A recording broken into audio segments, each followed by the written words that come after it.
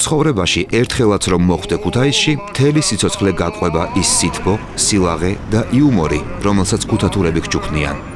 და თუ გსურს ქართველების დადებითი თვისებები ერთად თავმოყრილი იგრძნო, სწორედ ამ სავარდო და სამაისო ქალაქს უნდა ესტუმრო.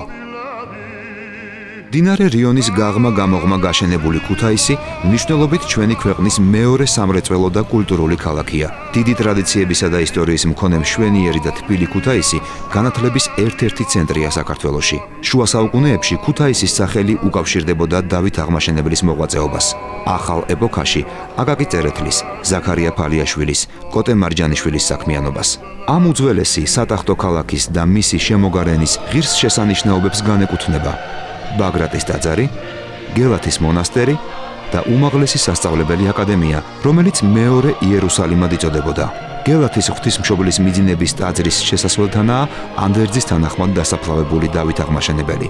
აქვე არიან დაკრძალულნი საქართველოს თითქმის ყველა მეფე. გეგუთის სასახლე ცნობილია როგორც ქართველ მეფეთა ერთ-ერთი საზამთრო ადგილსამყოფელი. სათაფლიის მღვიმური ნაკრძალი. მოსათხრობი ქუთაისზე და ამ ქალაქის გამოჩენილ ადამიანებზე ძალიან ბევრია. მანამდე კი ქუთაისის ბულვარს ვეწვიოთ. სავარდო და სამაისო სიმღერა და ხალისია. ეს ბაღი თავიდანვე მოქალაქეთა სასეირნოდ და დასვენება გართობის მიზნით გაშენდა. სახელიც შესაფერისი ეწოდა ბულვარი, რაც ფრანგულია და ნიშნავს ხეებით დაჩრდილულ ფართო ქუჩას. ქუთაისში თუ ვინმეს ნახვა გინდოდათ, აქ შეხვდებოდით. აქ იყო ყიდვა-გაყიდვა, დაგირავება, მაჭანკლობა, აქ იმართებოდა დებატები, აქ იყო ბირჟა და გამოფენა ადამიანების სილამაზის, ტანადობის, ტანსაცმლის. ბაღი ყოველთვის სავსე იყო ხალხით, დღითა და ღამით. ასე გრძელდება დღესაც. ჩემ მეხსიერებაში 52 წლის ქალია. სულ იყო ძალიან ლამაზი და ქუთაისლებისთვის საყვარელი ადგილი. ესე იგი ქუთაისი და ქუთაისის ბულვარი განუყოფელია. თავისი სიძველით და თავისი ყოველდღიურობით. აქ იკრიბება უაღრესად შესანიშნავი ინტელიგენცია. ბაღის კიდით არის ცნობილი ქალაქის სინამდვილეში. რა უნდა გითხრათ, მიყვარს ეს ადგილი ძალიან და ეხლაც რომ შემოვედი, სულ ვიმოკლებ გზას და გამოვდივარ აქ რაღაცა სიმშვიდეს და სიყვარულს გრძნობ ამ ადგილის მიმართ. ქუთაისი იყო ინდუსტრიის წარმოებელი, ანუ იყო ძირითადად დიდ ქარხნებზე ორიენტირებული და საბჭოთა კავშირის გრევის შემდეგ აბსოლუტურად რეალობა შეიცვალა. ანუ ამ ხელნასაწარმოების არსება პრაქტიკულად წარმოუდგენელი გახდა და ბოლო შეიძლება ითქვას, რომ 20 წელი აქ ქალაქისთვის ესეთი კონკრეტული ფუნქციის განსაზღვრა ვერ მოხერხდა. მე ჩემი მოსაზრებაა, რომ ქუთაისში არ შეიძლება იყოს ერთი ფუნქციის მატარებელი. ქუთაისი ისტორიულად და ტრადიციულად არის ძალიან ბევრი ფუნქციის მატარებელი და არც ერთი მათგანის დაკარგვა არ შეიძლება. ნამდვილად ინდუსტრიის ქალაქი იყო ქუთაისი. 1990 წლამდე აქ არსებობდა უდიდესი ავტომშენებელი, მაუდის, ბამბეულის, ტრიკოტაჟისა და აბრეშუმის ფაბრიკა ქარხნები. სამწუხაროდ დღეს ქუთაისში ასე აღარ არის. თუმცა იმერი განაგრძობს ქალაქის ტრადიციებს. საუკუნოვანი ისტორიის მქონე ეს საწარმო 1928 წელს დაარსდა და მასში გაერთიანებული იყო დასავლეთ საქართველოში არსებული შესაბამისი დარგის საწარმოები. 1995 წლიდან სამკერვალო ქარხანა გადავიდა კერძო მფლობელობაში და ეწოდა სამკერვალო კომპანია იმერი. უნდა აღინიშნოს, რომ კომპანია წარმატებულია. ის დაკვეთებს იღებს როგორც სახელმწიფოსგან, ასევე უცხო ქვეყნებისგანაც. რაც შეეხება პერსპექტივას, კომპანია გეგმავს ადგილობრივ ბაზარზე საფუძვლიან დამკვიდრებას, ახალი უცხოური ბაზრების ათვისებას, პროდუქციის გატანას და წარმოების გაფართოებას. ქუთაისი შესული არის იმ უძველეს ქალაქთა ნუსხაში, რომელიც ევროპულის 5 უძველეს ქალაქთა ნუსხაში მოხვდა, რაც მნიშვნელოვნად ზრდის ქალაქის პოტენციალს, განსაკუთრებით ტურისტული მიმზიდველობის მხრივ და ბოლო წლებში ტურისტების რაოდენობის ზრდა ნამდვილად ცხადყოფს იმას, რომ ამ ქალაქით დაინტერესებული არის ძალიან ბევრი უცხოელი ადამიანი. ქალაქის ისტორიაზე და მის სიდიადეზე მრავალი შენობა, ნაგებობა და ძეგლი მეტყველებს ქუთაისში. ტურისტებისთვის მეტად საინტერესო და მიმზიდველია ეს ქალაქი. სად თუ არა ეთნოგრაფიის მუზეუმში უნდა მოვინახულოთ ის სიდიადეები და სიძველეები, რომლებიც ქალაქის ანტიკურობასა და სიმდიდრეს დაგვანახებს. 120 წლის წინათ ქუთაისში აშენდა შენობა. მას სათავადაზნაურო ბანკის შენობა ერქვა. 2012 წლიდან აქ ქუთაისის ეთნოგრაფიული მუზეუმი გადმოვიდა. აქ გამოფენილია როგორც არქეოლოგიის, პალეონტოლოგიის, ნუმიზმატიკის, სახვითი ხელოვნების განსაკუთრებით ხატებია ჩვენთან საინტერესო და რა ვიცი, ახალი ისტორიის და უახლესი ისტორიის და სხვადასხვა ნივთები. ქუთაისში და არა მარტო ქუთაისში ალბათ ყველას სმენია ილო ფოტოგრაფის, ილო ხახიაშვილის სახელი. ფოტოგრაფმა კარგად იცოდა თუ როგორ ეთქვა ფოტოგრაფიით სათქმელი. ილომ თავის საყვარელ ქალაქში იმთავითვე დაიმსახურა ადამიანების სიყვარული. მისი ძეგლი, მისივე ცნობილი ფოტოატელიეს შესასვლელთან დგას. ქუთაისში ტრადიციულად ქცეული ფოტოკონკურსი, რომელიც უკვე წლებია ტარდება, ილოს სახელს ატარებს.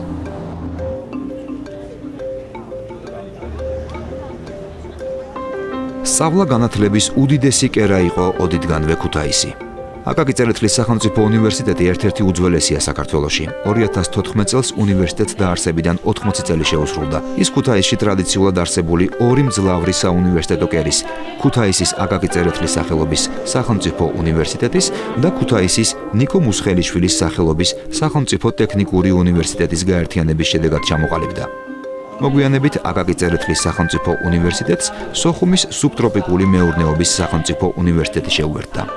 ეს უნივერსიტეტი თავაზობს მსურველებს 150-მდე პროგრამას სწავლების ყველა დონეზე, ბაკალავრიატი, მაგისტრატურა, დოქტორანტურა, ასევე გვაქვს არაერთი პროფესიული პროგრამა, რომელზედაც ძალიან ბევრი საკმაოდ მოთხოვნადია. უნივერსიტეტში ფუნქციონირებს უწყოდი განათლების ცენტრი, აქედან გამომდინარე ჩვენ მსურველებს თავაზობთ არა მხოლოდ აკადემიურ პროგრამებს, არამედ გადამზადებულ ტრენინგ მოდულებს, სერტიფიცირებად კურსებს და ასე შემდეგ. ორი დღის წინ ჩამოვედი აქ. ჩამოსვლა მეგობრებმა მირჩიეს. მითხრეს, რომ აქ სწავლების უმაღლესი ხარისხია და მეც გადავწყვიტე მეცადა. ქუთაისი ძალიან მეგობრული ქალაქია. ყველა ზრუნავს ჩემზე. ყურადღებას იჩენენ და მეც თავს ვგრძნობ ისე, როგორც საკუთარ სახლში. უნივერსიტეტი ჩართული არის საპილოტო პროექტში, რომელსაც განათლების სამინისტრო და ხარისხმგანვითარების ცენტრი აპირებს მომავალი წლიდან, რომლის მთავარი მიზანი იქნება უნივერსიტეტების, ქართული უნივერსიტეტების მომზადება, მომავალი აკრედიტაცია ავტორიზაციის პროცესი, მათ შორის საერთაშორისო აკრედიტაციის მიღება. ყავდა ამერიკული ეგრეთ წოდებული აბედ აკრედიტაციის კომისია, რომელმაც საკმაოდ დამაიმედებელი პროგნოზები დადო ჩვენ უნივერსიტეტთან დაკავშირებით და ვეცდებით, რომ არ გავუშვათ ეს შანსი ხელიდან და უნივერსიტეტის წარმატების შემდეგი ნაბიჯი იყოს საერთაშორისო აკრედიტაციის მიღება. უნივერსიტეტს აქვს არაჩვეულებრივი ბიბლიოთეკა, გამორჩეული, ძველი და უნიკალური წიგნებით.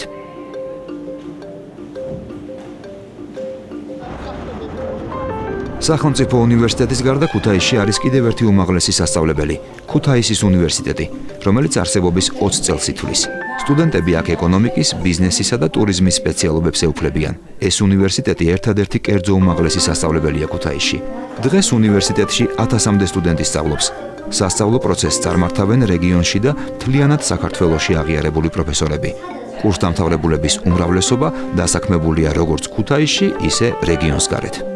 ყველანაირად ვცდილობთ, რომ შევქმნათ უმაღლესი ხარისხის საგანმანათლებლო პროგრამები. რა თქმა უნდა, საგანმანათლებლო პროგრამა ვერ შეიქმნება მაღალკვალიფიციური პერსონალის გარეშე და ამდენად ჩვენ ვცდილობთ სწორედ ის მიმართულებები გავაძლიეროთ, რომელშიც ნამდვილად მოიძიება ქალაქში მაღალი კვალიფიკაციის მქონე სამეცნიერო კადრი და სწორედ ეს არის ჩვენი სიამაყე. მთავარი არის ორიენტირებული უნდა იყოს შედეგზე და ყველაზე მთავარი არის არა პროცესი, როგორ ვახორციელებთ ამ საგანმანათლებლო პროგრამებს, არამედ ის თუ როგორ შედეგს ვახცევთ და შედეგი ჩვენ შემთხვევაში ქუთაისში, სადაც არც თუ ისე ბევრი დასაქმების ადგილია, ჩვენი კურსდამთავრებულების 55% სტატისტიკის მიხედვით არის დასაქმებული პროფილის შესაბამისად. მოსწავლე ახალგაზრდობის კულტურულ, ინტელექტუალური და ზნეობრივი აღზრდის საქმეში უდიდეს როლს ასრულებს ქუთაისის წმინდა ნინოს სახელობის მესამე საჯარო სკოლა. იგი 1847 წელს დაარსდა. თავდაპირველად ქალთა სასწავლებელი იყო, ხოლო მოგვიანებით აქ სწავლობდნენ როგორც გოგონები, ასევე ვაჟები. ეს სკოლა დაამთავრა საზოგადოებისთვის არაერთმა ცნობილმა პიროვნებამ: ვერი კვანჯაფარიძემ, ანა კალანდაძემ, რეზო ჩხეიძემ და სხვებმა. 1995 წლიდან სკოლა იუნესკოს ასოცირებული წევრია.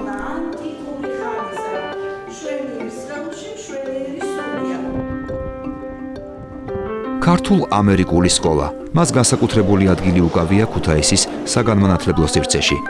ის წარმატებით ემსახურება ჯანსაღად მოაზროვნე თაობის აღზრდას. სკოლაში ყველა პირობაა შექმნილი სასწავლო პროცესის სრულფასოვნად წარმართვისა და მაღალი ხარისხის განათლების მიღებისთვის.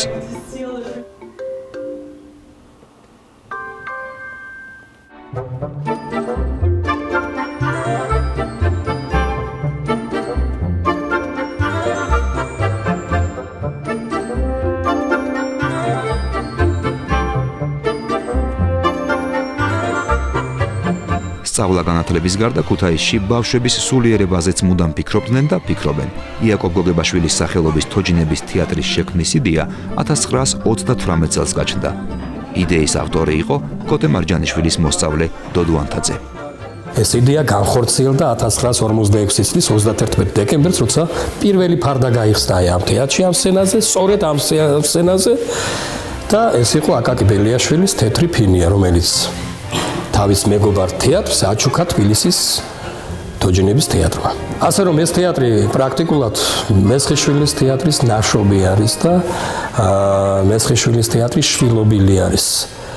მას შემდეგ თეატრში ძალიან საინტერესო და ძალიან შემოქმედებითი ცხოვრება დუღდა ყოველთვის და ისეთი ხალხი მონაწილეობდა ამ თეატრის შემოქმედებით ცხოვრებაში, როგორც თავად დოდო ანთაძე ბრძანდებოდა. იყვნენ სახელოვანი დრამატურგები, სახელოვანი რეჟისორები, სახელოვანი კომპოზიტორები, მსახიობები და დღესაც გრძელდება ეს შემოქმედებითი პროცესი.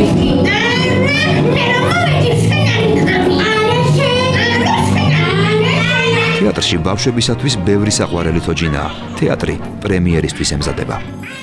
ფიქრობ, რომ ეს თეატრი არ არის მარტო თეატრი და სანახაობა, ეს თეატრი არის სკოლა, რომელიც აყალიბებს ადამიანს თავიდან ბოლომდე კაცს მოყარეთ, ადამიანის მოყარეთ, პატრიოტად.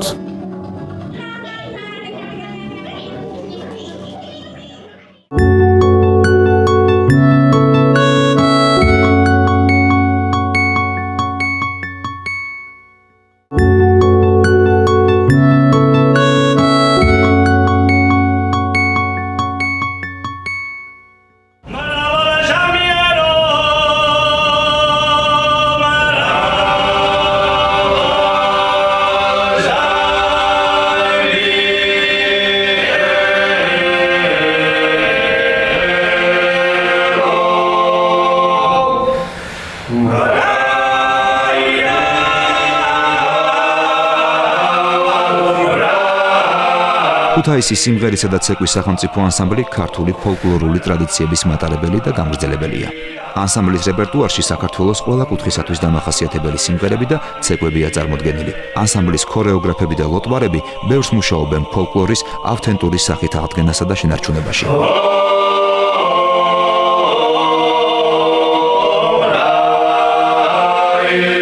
ჩვენი ძირითადი მოვალეობა წარსულის პატივისცემა და ხალხური შემოქმედების ღრმად შესწავლა და მოვლა და პატრონობა.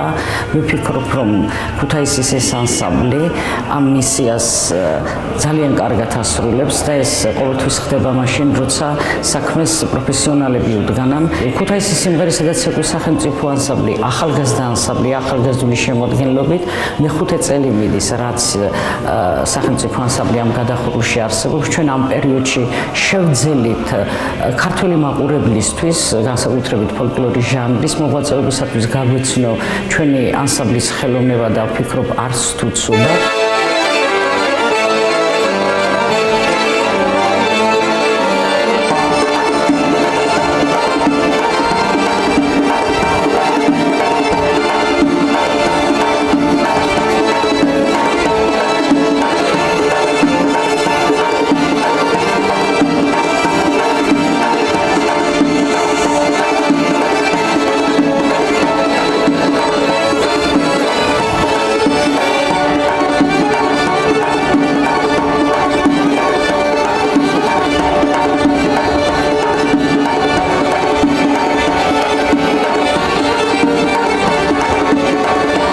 ძირითადი მიმართულება ალბათ გახლავთ ის, რომ ჩვენ ვიცავთ ავთენტურობას და ეს ჩვენთვის არის წესი და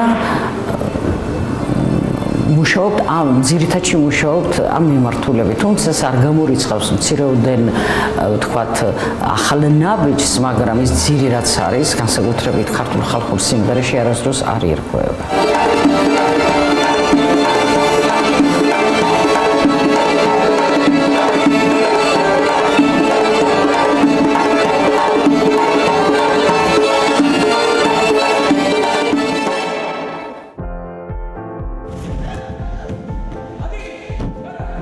ქუთაისი მდიდარი სპორტული ტრადიციების მქონე ქალაქია, რომელმაც საქართველოს 7 ოლიმპიური ჩემპიონი და სპორტის სხვადასხვა სახეობაში მსოფლიო და ევროპის ჩემპიონი და პრიზიორი მისცა. მე-9 თაობა არის ეს ბიჭები, ჩემი. თითო თაობას 1-5 წელი მაინც უნდა, 3 წელი მაინც უნდა რო გაზარდო და ყველა თაობაში ევროპის და მსოფლიოს ჩემპიონი მყავს გაზრდილი.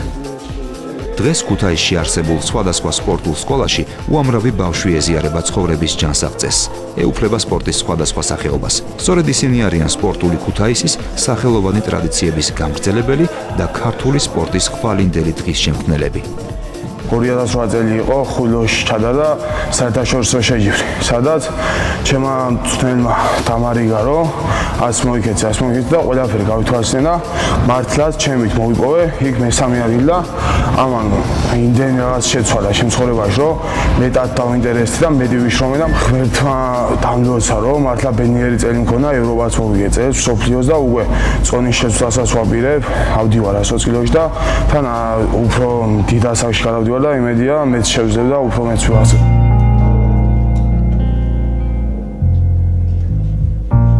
ქუთაისს უმშვენიერესი და ულამაზესი ქალბატონები ჰყავს. მათ შორის ჩემპიონებიც. ნინო უჩაძე დამსახურებული სპორტსმენია და დღეს იგი ახალგაზრდა თაობას უზიარებს თავის ნიჭსა და გამოცდილებას. ვთვლი რომ რაღაც მეც ალბათ ჩემი ქალაქისთვის გავაკეთე და ვიყავი წარმატებული, ვინაიდან მე გახართ ორგზის ოლიმპიური თამაშების მონაწილე, ატლანტის და სიდნეის ოლიმპიური თამაშების და უამრავი სხვა დანარჩენი მსოფლიო, ევროპისა თუ სხვადასხვა ტურნირების მონაწილე. მე ძალიან მიყვარს, ჩემთვის ეს არის ყველაფერი, სამსახურის გამო ეხლა ხშირად მე თვითონ ვეღარ ვარ იშობ, მხოლოდ პატარებთან მიწევს მუშაობა. ეს სკოლა ძალიან დიდი წლებია ჩვენს ქალაქში ფუნქციონირებდა გარკვეული წლების მანძილზე, მაგრამ იყო სარეაბილიტაციო, რომელსაც ჩაუტარდა 3 წლის წინ, ეს რემონტი ჩატარდა და ევროსტანდარტებს მიუახლოვდა. მე თვითონ 3 წელია უკვე აქ მუშაობ მწვრთნელად და ძალიან ბევრი ნიჭიერი და ახალგაზრდა სპორტსმენი არის ჩვენს წინაშე.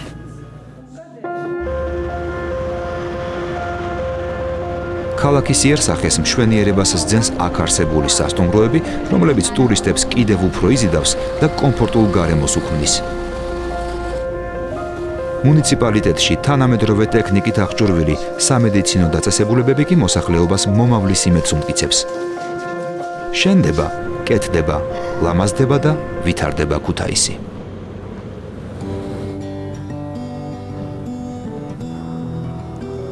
ქუთაისის ძველ უბნებთან და შენობებთან ერთად ბევრია ახალი ნაგებობა.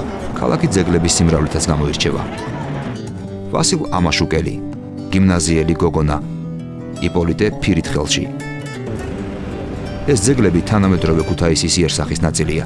მათი ავტორია გიორგი გიგვაძე. ძეგლების უმრავლესობა, რომლებიც ბოლო წლებში დაიდგა ქუთაისში, მისი შესრულებულია. ქანდაკება ძალიან შეზღუდული არის, ვერ მოყვები, როგორც ლექსში. რაღაცეებს ხო ძალიან ძნელი ისაა და აი გამომივიდა მე მგონი. ხო და მე უკვე იპოლიტეს მოყვა ექვთიმე თაღაიშვილი. მე გიმნაზიელი გოგონა არის. ბოლო დროს დავდგი უკვე გაპონოვი, რომელმაც შოთა რუსთაველის ვეფხისტყაოსანი გადათარგმნა ივრითზე. ეს სულ ახალი ერთი თვე არის რომ დაიდგა. თითოეული ქანდაკებისთვის ახალ და განსხვავებულ ფორმას ეძებს. ისეთს, რომელიც გამვლელს აუცილებლად დაამახსოვრდება და ფოტოს გადაღებაც მოუნდება. იდეა სამომავლოდ ბევრი აქვს, თუმცა მათ განხორციელებას სიფრთხილით ეკიდება. ბევრი იდეა არის, რომელიც გაკეთებაც შეიძლება. მე თვითონ ჩემ თავს არ ვაძლევ იმის უფლებას, რომ ბევრი შეკითხვები გაჩნდეს. ისეთი ძეგლი არ უნდა დადგა. მე ასე მიმაჩნია, ჩემი პირადი აზრი არის, რომ ძალიან ბევრი რაღაცა შეკითხვები გაუჩნდეს ადამიანს, ხო? ალბათ სანამ შემიძლია რაღაცის კეთება, ჯობია ჩემ ქალაქს მოვახმარო.